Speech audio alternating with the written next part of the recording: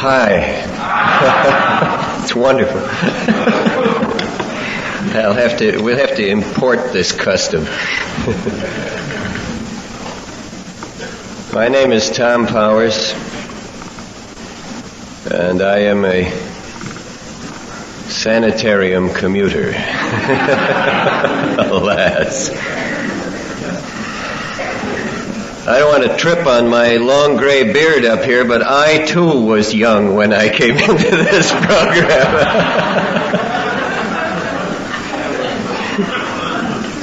Not quite that young, but I was 30 years old. 1941. It's getting to be a long time ago. I'd like to say a few things about statistics, first of all, about this total program, about the thing we're up against here. I have a friend who's been around at AA a long time, darn good AA, done a lot of work. He's done a lot of work professionally, too, to try to help with this disease. And he was groaning and moaning about the fact that out of the total problem, that Alcoholics Anonymous is touching so small a part of it. And I would like to submit to you a very contrary opinion to that, which was born out of a little argument we had lasting a couple of hours, starting with that introduction. I would like to submit to you that Alcoholics Anonymous is taking one hell of a big bite out of this total program. First of all, what is the total problem? What is the total problem?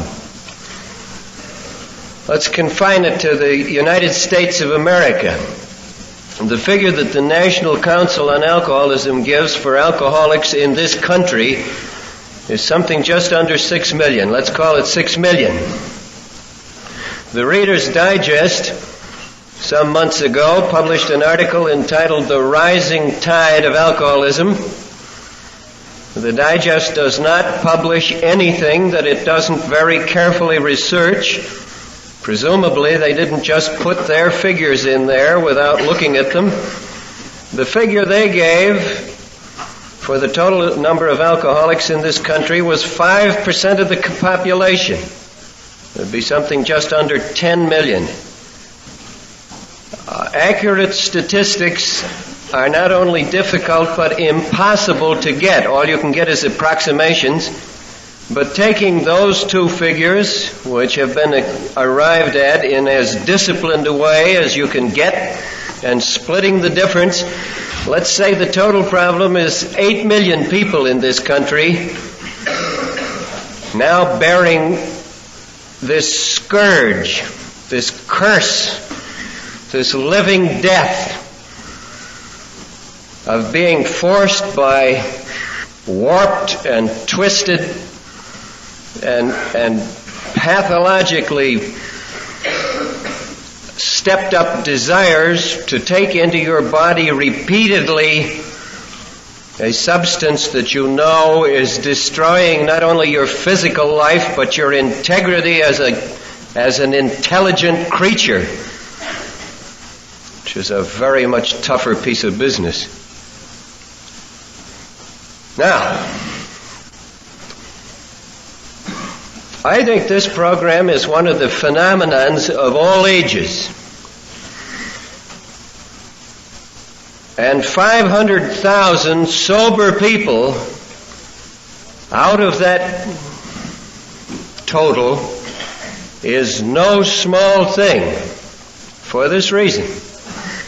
At any given time, if you want to proceed as the statisticians proceed, you take a net and you seine off 100 alcoholics as a sample. And you sit your sample down. And these are just alcoholics pulled at random out of the sea of misery that this total problem is. Out of the 100, how many at any given time are looking for help? How many would say yes to help if it was shoved right under their noses? a very large percentage of the total at any given time doesn't want help.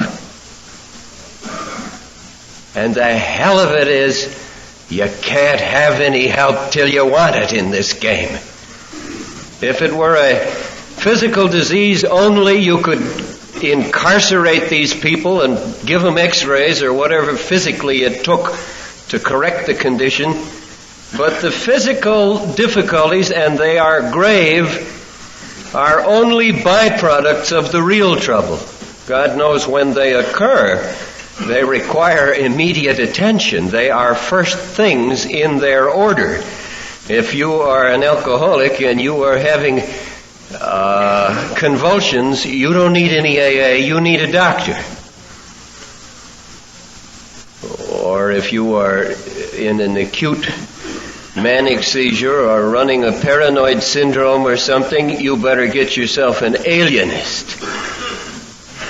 But when the doctor gets through with you and patches up your convulsions and puts you on something that would even prevent your convulsing again, and when the alienist gets through with your paranoid syndrome or whatever you're running, if they do straighten it out, and they can sometimes, and you go back on the street, you are still an alcoholic. Because this thing is a sickness of the body, but that's a byproduct. And it's a sickness of the mind, and what is not so well known, that's a byproduct. It is essentially and deeply a sickness of the spirit.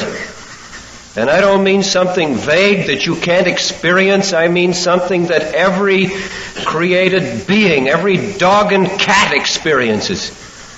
And that is that you are an intelligence and you are a will. And if you're an alcoholic, that's where you're hurting.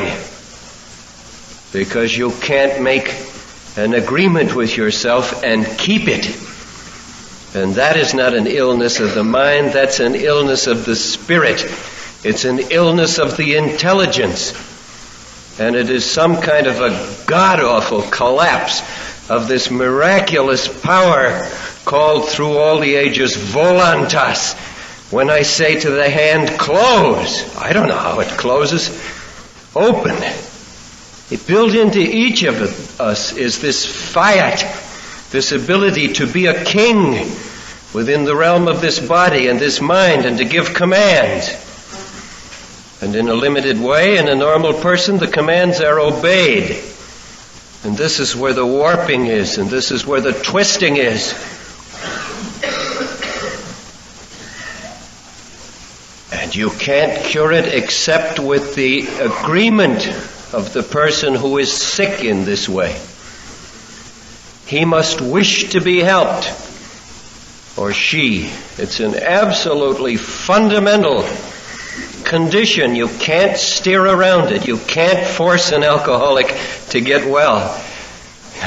Look back over your history, how many attempts have been made. You can't blame people whose hearts are wrung by the misery coming out of this thing to want to come in and grab the guy by the neck and say, you gotta get well. It never works that way. It's only when he says, I am in trouble, yes, I would like help. But out of any 100, at any given time, not many are at that point. I've asked different people, how many would you say out of 100? 10, 15, 20? I think that would be very high. You would have to guess. It would be impossible to come at it statistically. But if you work in this field for a while, if you stay in AA, having gotten your own brains back again, your own heart back again, your own will back again, go out and try to help others. Again and again and again and again and again and again, you see people who just haven't come up to the point of wanting it at all.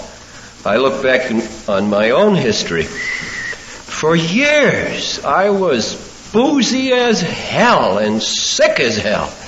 and all over the lot with this thing. But I wasn't ready for any help. I was one of the 75, 80% who at any given time don't want help. They don't know they want it. They don't know they need it. Or even you reach a point where you know you need it and you still don't want it. How many of these do we see? After exposure to this program, I spent 5 years knowing that I needed it and somewhere wanting it, but not wanting it enough to come in here and do a job.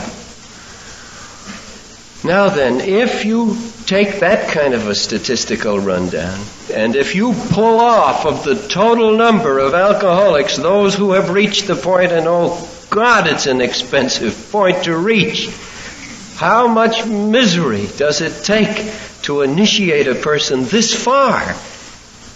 But if you pull off the number at any given time, who will say, yes, I do want help, it isn't more than 1 million or 2 at most. And out of that number, there are 500,000 receiving the benefit of this program. This program, this movement, is some tremendous thing in the midst of this misery. Because otherwise, when the agony squeezed them down to the point where they said, yes, I want help, there wouldn't be any help. There would be help for the convulsions, yes. There would be help for the manic seizures, yes. There would be help for all of the incidental misery, but for the deep misery, for the knowledge that I am a man who is killing myself in this way and I can't stop, for that there would be no hope if it were not for this fellowship. So anybody who has the great good fortune to have found his way to the point in alcoholism where he is able to say, yes, I would accept help if it were possible for me. That is some tremendous thing. Already he is well along. I would say never sell that short. Get down on your knees and thank God if you're that far. If you are willing to entertain the possibility that you got a booze problem and you need help, man, that's some terrific advance. And then if you have the further good fortune to know about this program and to know that for people who have reached that point, this thing offers a very high statistical probability that you will be delivered from this killing and hideous death. We don't rejoice enough in our good fortune. We don't take the time to sit down and realize what a stupendously good thing we have stumbled into. I was hurting by the time I got exposed to Alcoholics Anonymous. Real bad. I guess nearly everybody is by the time they get here. Each one in his own way, or her own way. The idea of high bottoms and low bottoms is an interesting idea. It's an interesting thing that grows up in the fellowship. The idea of bottom at all is an interesting thing, that a certain point must be reached before the willingness comes, before the ego, which is doing it its own way, collapses for a moment and says, if there is a God or if there is any help, please help me. Before that comes, there's a great struggle. Bottom is an interesting thing. But I think sometimes things that are called low bottom are merely noisy and messy. And since the things that are called high bottom, some people that are called high bottom have been squeezed and hurt by this disease as much or more. Each in his own way, her own way, coming in here, has drunk of the cup of misery, of acute suffering that this disease produces. Oddly enough, that's one of the great mercies of the disease, the fact that it produces this acute misery. Because along with the acute misery, there is a fantastic stupidity. And there is no cure for stupidity except misery.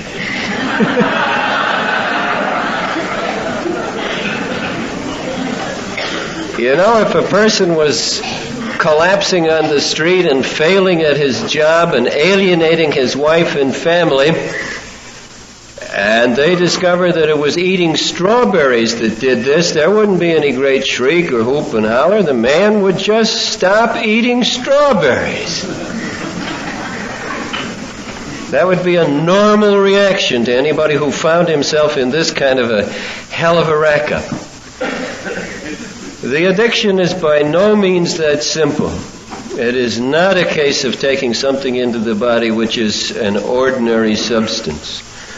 The thing that draws the person back again and again to take this stuff in the teeth of these fierce, terribly painful life situations is a very profound thing, and it doesn't yield to correction except by deep measures. This is a simple program, but it runs deep.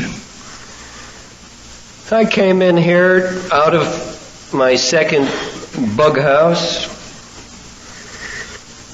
and I hadn't been in the bug house. This was in the fall of 1941. I went to the bug house first in 1940.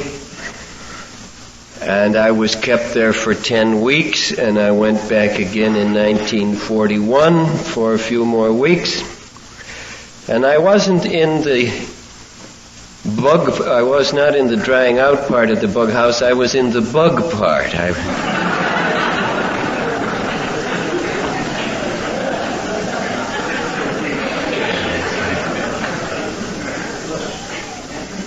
I had one of these syndromes. I remember lying on the bed, huffing and puffing, and a big psychiatrist sat there, and I said, "What is the matter with me?" And he said, "We're going to have to clear up this syndrome you've developed." And I thought, wow, that's going to take something to clear up the syndrome.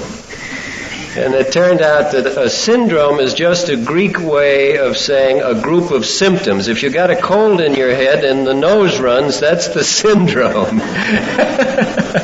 I was hung up on some of these technical terms. But I came into Alcoholics Anonymous after the second trip in to have my head rewired, and I was hurting real bad. And I had one advantage that I think is a basic one here, and that is I had a strong enough desire for help so that it cut through a lot of my stupidity, and I had a lot of it. I had a lot of stuff going that says don't get mixed up with AA because they're a bunch of Jesus shouters and you're an atheist. Don't get into any sawdust. Don't get mixed up with this hysterical stuff. You got enough trouble anyhow. I had a lot of monkey talking in me. And something, though, deeper than the monkey kept saying, yeah, but these people are getting sober and you better sit still long enough to listen to what they're talking about. I think something like that is a kind of a prerequisite. I don't care what your history is. Well, I do, but I mean, I don't think it's important whether you're high bottom, low bottom, whether your pain is cerebral or visceral, as long as you have been hurt bad enough for this thing so that you're sick of living at a subhuman level, of living like a diseased animal. Because a healthy animal, if you give it a command, it obeys. And if it's eaten rotten stuff, it throws up once and it won't eat it again. So you fall below the level of a healthy animal in this thing. And at a certain point, you get sick of living that way. And I think that's a real good advantage. And I was drawn in by that.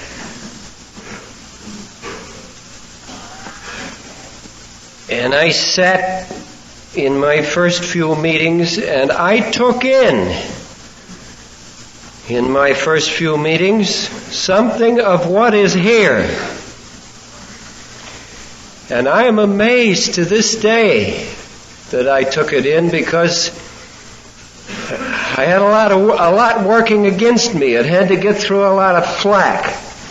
But I was tremendously impressed from the very beginning here. And with the fact of recovery, which is not coming through words. It is in the faces of, it is not only in the faces, it is in the carriage, it is in the total look of the people. I think some things are communicated in Alcoholics Anonymous. We got to use words. We got to make speeches. This is the normal way people communicate anything in business or anything else. You got to run a business. You got to have meetings. We have meetings.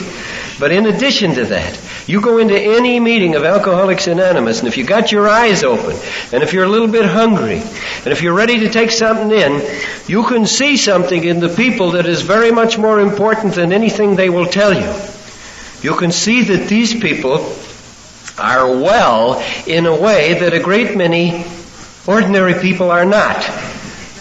This is a phenomenon which our friend Menninger in the Middle West has called better than well. And some people have gone to AA meetings and have been so impressed with this that they wondered what kind of medicine the citizens were on. Actually, there is a contagion of vitality here, of unfeigned joy in each other's company that is a little better than normal. The disease itself pulls a person out of contact with his fellow man. It robs him in a most terrible way of fellowship. It isolates him. And this program, this fellowship, this program in action goes back in the direction of cure in a plus way that you can pick up and see in meetings. I picked it up.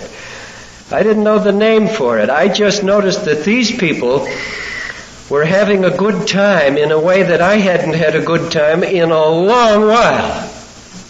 Just a bunch of people getting together and able to smile and laugh in this way and drop the mask with each other and not pretend with each other. There was a degree of just good, solid human fellowship here that impressed me. And also, I listened to what some of the people said, and I was impressed by that. And it sunk into me in a way that I never forgot. And I had some times when, thank God, I did remember it, because I didn't have any storybook recovery. It took me a long time to recover in AA. It sunk into me in a way I never could forget or get out of my mind. These people have been in the same kind of trouble I'm in. The speaking at meetings, it didn't make any difference whether they spoke well or ill. Out of the speaking at meetings, I picked up the fact these are my kind. Oh, sure, there's variations. There's rich and poor and up and down, men and women, so forth. But carrying through all of it, I could sit out there and identify and say, yes, this is my kind of trouble. Yes, I drank this way. Yes, I felt this way and thought this way and was tied up in my mind this way and was tied up and encapsulated and imprisoned in my heart this way. I didn't say that to myself, but I felt that. And number two, these people are recovering, and you don't need any credentials beyond what you can see with your eyes at a meeting, although the credentials exist. The performance of this thing, even at that stage, was impressive. It was 1941. The membership had just jumped from 700 to 2,000, and they were very excited about it. That got through to me And it was a kind of strength that stood by me after I did what young Tom was describing. I began a recovery in this program. After a few weeks, I found myself able to do what I had been unable to do with any and all kinds of help before, and I had good help. I had some money behind me. My family paid the freight. My company paid the freight. I had the best kind of medical and psychiatric help, and it was fine as far as it went. But it didn't and it doesn't touch the addiction. When everything was said and done, when I was all straightened out again, I went out, and when the drinks came around, I didn't have the basic sanity to say no. And now, after a few weeks in this program, that was changed. And when the drinks came around, I said no. There's my God, the universe hangs on a thread sometimes. On that thread hangs this whole thing. On the ability to renew the human intelligence and will to the point where the man who previously said, well, all right, I guess one won't hurt me. The guy now says, well, no, thank you. You know, you wonder, why the devil do we have to go through all of this agony to accomplish such a simple turn as that? But everything hangs on that. And I now found myself in this program able to say no. And I went on week after week able to say no. And I began to experience what this program says you will experience. I began to get my sanity back. I began to behave in ways that was first not as repulsive as before to my associates, and after a while it became actually acceptable and pleasing. And my home life began to take on aspects it hadn't had in years. There was a degree of harmony. And my business life began to improve, and in short, I began to do what everybody does here with various trimmings. I began to regenerate. I began to recover. I often speculate what it would have been like if I had found in myself enough of that quality, not a medical quality, not a psychiatric quality, but the spiritual quality of humility. If I had been able in myself to find enough of that to do this program a little bit more the way it says on the card and a little bit less my way. Because after a few months I began to do what young Tom said people do. Sometimes, God help us, I began to take the very strength of the recovery and to ease my way off this program. I began to do it first 80% AA way. Well, I never did it that in the beginning, maybe 70%, 60%. And then I began to change the mixture a little bit as I got saner and soberer. Not sane at depth, just superficially sane, enough to think again. Deep sanity is not of the mind. Deep sanity is of the spirit. Deep sanity is enough intelligence to know what is good for you and to embrace it. And enough intelligence to know what is bad for you and avoid it.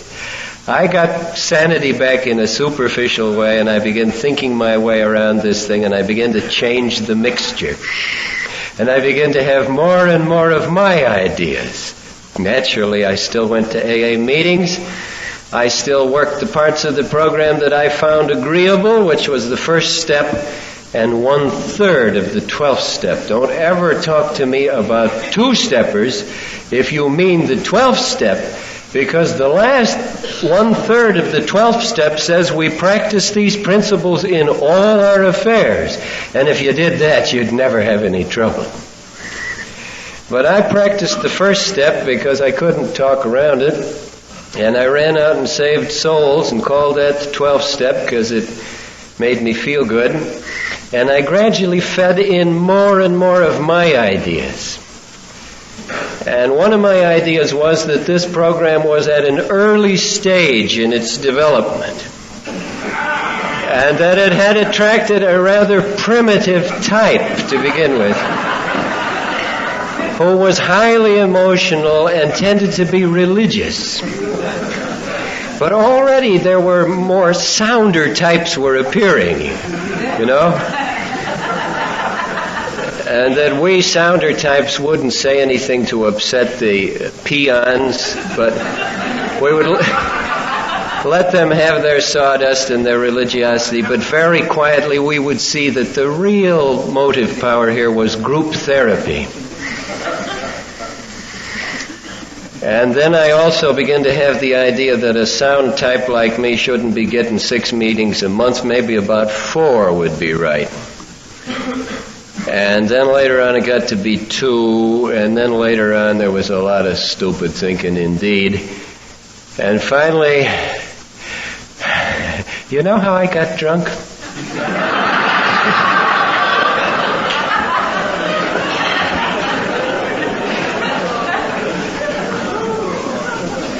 You can't fall off this program if you're really on it. You got to edge your way off. Because you're surrounded by people who are saner than you are. And if you get talking loosely about these crazy ideas, somebody is apt to grab you by the lapels and say, "Powers, what's the matter with you?"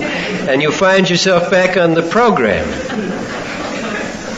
But I began to think very quietly to myself, not sharing these thoughts with others, that it probably wouldn't do me any harm to have a slip. I had seen slips. I thought there was perhaps an outside chance that I wasn't an alcoholic after all. I admitted it.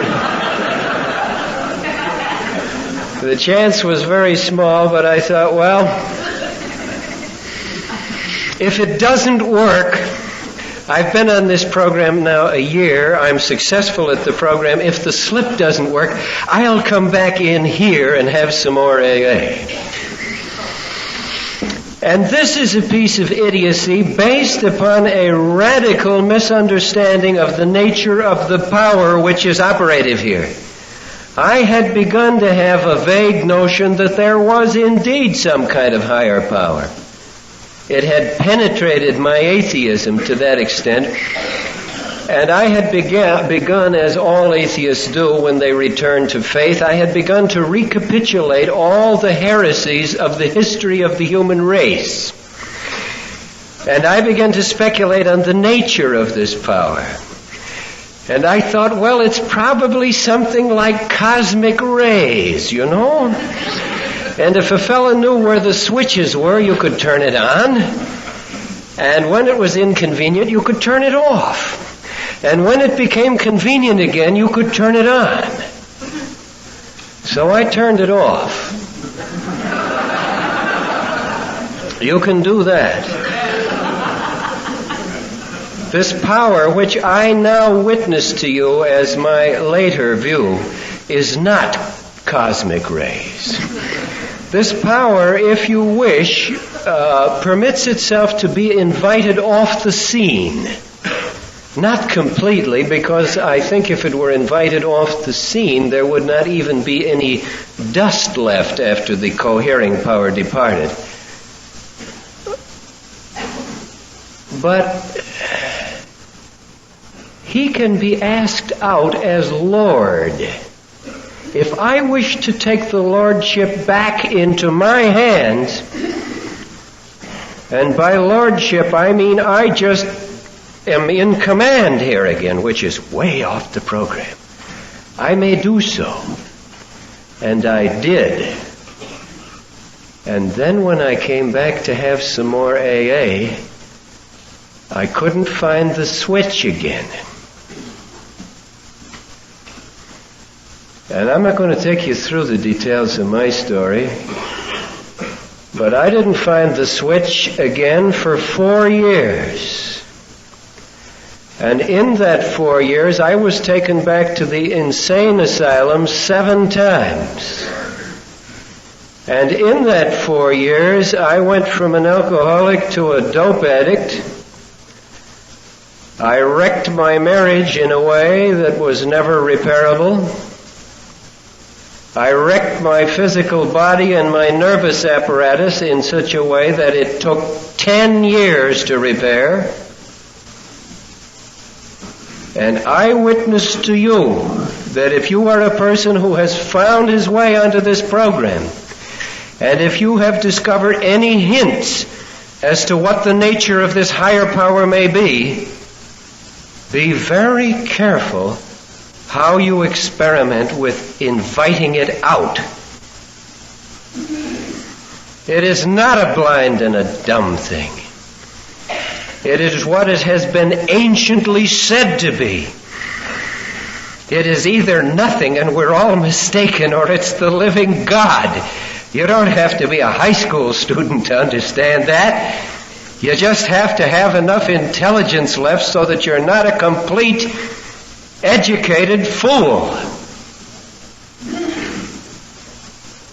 And this is such a serious matter that those of us who have made this kind of experiment owe it to others who may be tempted to experiment in this way to witness to you that there are areas of this disease that are too dark to be explored. There are bottoms beneath bottoms. And that if, having received the grace of this program, you ever find it in your heart to turn around and walk away from here thinking you know what you're doing, I would only say, out of my own experience and the experience of others I know like myself who have done this, don't, for God's sake, do it. Come talk to some people in the program first who have done it. In life, the penalties for abuse are stepped up as the substance itself is more or less sacred. I mean, you can kick dirt around because there's a lot of it. It's beautiful and wonderful stuff. Our food comes from it, but it's only soil. But as you move up in the scheme of things, the penalties for kicking stuff around increase. It's not that anybody is overseeing this scene who wishes to be punitive. It is only that people who are irresponsible have got to have some means of realizing what they are kicking around. The gift of life itself has always been recognized by human beings as something that must not be abused. All of our penal codes, let alone our moral codes, say you mustn't take life. And when you are involved in the generative process of founding a family and dealing with life in that way, the rules are stepped up. You mustn't kick it around. You mustn't be irresponsible to your life partner. You mustn't be irresponsible to your children. We are dealing with a thing here of that order, because this fellowship is either nothing, and it certainly isn't that, or it is quite literally the gift of new life to people who have lost it. If you are one of the majority who is able to get enough sanity back to appreciate this gift of new life, come into your AA meetings, pay back into this fellowship, give. You freely receive, freely give. Get out and do 12-step work. Get into this thing. Enjoy yourself. This is the majority experience, thank God. There is, has been, and probably always will be amongst us a minority, of whom I am one, who didn't have enough sanity to see it that way, or who had the sanity and wouldn't exercise it, and who found enough stupidity and arrogance in themselves after having had this thing, after having reached the point in the disease of crying out for help, of then having had the further experience of coming in and knowing by actual participation this renewal of life, who then will turn and throw it away. Those are the people who are going to need special kind of help always here. Because they have done something for which the penalty is rough. Why it is rough, I don't know. It is in nearly all cases. Sometimes a person gets in here and he's around for 3 or 4 or 5 months. He isn't connected yet very well. He has a slip or two and gets back. The minority, however, who get onto this program and go on to recovery and then throw their recovery away, these are people you're going to have amongst you all the time. And I beg your tolerance with these people, because some of them, like myself, really did want it and do want it, and some of them have survived to get back. Most of them have a hell of a time getting back here. In my own case, I'm astonished at the further destruction and the further suffering that was required before I turned a second time and found my way back in here, this time not ever again. God forbid that I'm going to poke my ideas into this thing. I can't escape my ideas, but anytime I give anybody carte blanche, anytime anybody finds me trying to interpret AA my way, please punch me in the nose. I want to understand what that card says. I want to understand what these words mean. Not what do they mean in my peculiar little psyche, what do they just plain old mean in English? Because there is the salvation for a person who has been fool enough to drift off this. Here is the answer for people who have tried it. They say, I've tried AA and it didn't work. Oh, the hell it didn't. You tried it and you didn't work it. It works for anybody who will work it. I'm not your judge. I'm speaking out of my own experience. I think we have two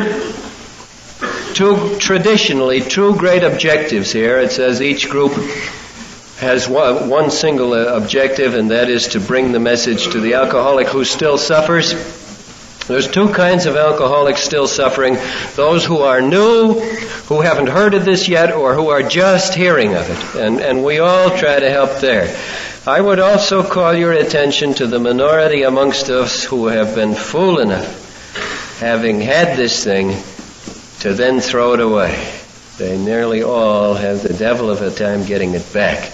The answer for those people is, it's always here. You can have it back if you want it, but they only kill one fatted calf. The second time back is much tougher. The degree of sincerity required is much more extreme.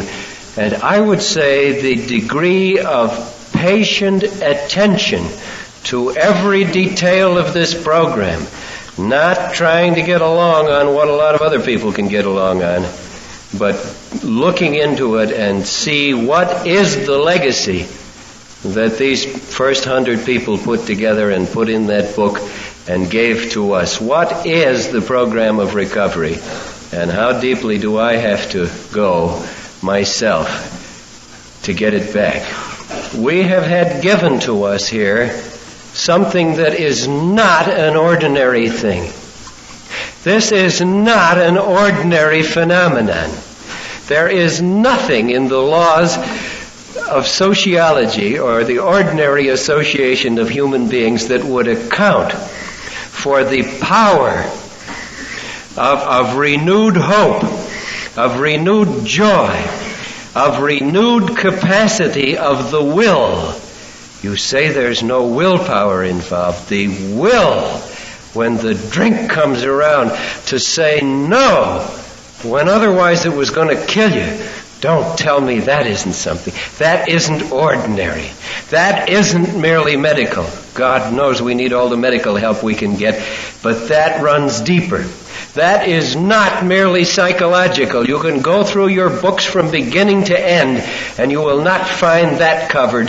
That is a regeneration of the Spirit, and that is what we are experiencing.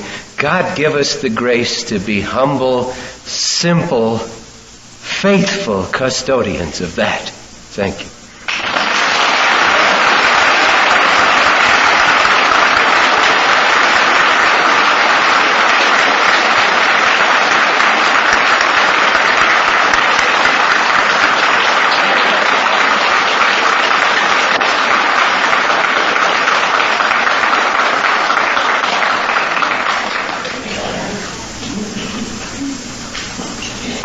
what can you say? I'll just call your attention to the meeting tomorrow morning at 9 o'clock and ask the Reverend Herb Gravely, if he will, to come up and lead us in the Lord's Prayer.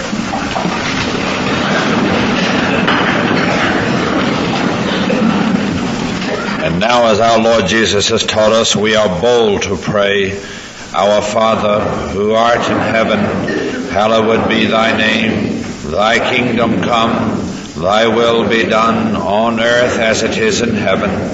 Give us this day our daily bread, and forgive us our trespasses as we forgive those who trespass against us.